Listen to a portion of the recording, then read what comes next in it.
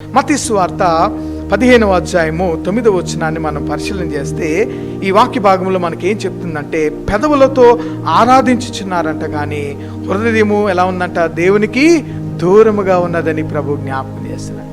మనము దేవునిని ఆరాధిస్తున్నామంట, కానీ ఎలా ఆరాధిస్తున్నామంట, మనము పెదవులతో దేవునిని ఆరాధించుచున్నాము, కానీ హృదయము ఎవరికి దూరంగా ఉన్నది, దేవునికి దూరముగా ఉన్నదని పరిశుద్ధుడైన మత్తయి సువార్తికుడు మనకు జ్ఞాపకం చేస్తున్నాడు.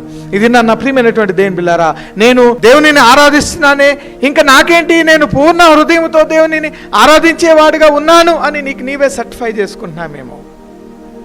ప్రియమైన దేవుని బిడ్డలారా, పరిశుద్ధుడైన మత్తయి సువార్తికుడు చెప్తున్న మాట ఏంటంటే, నీవు ఆరాధించటానికి వస్తున్నావేమో కానీ నీవు పెదవులతో దేవునిని ఆరాధిస్తున్నావు, కానీ నీ హృదయం ఎలా ఉన్నది, దేవునికి దూరముగా ఉన్నదేమో. జాగ్రత్త జాగ్రత్త అని ప్రభు జ్ఞాపకం చేస్తున్నాడు.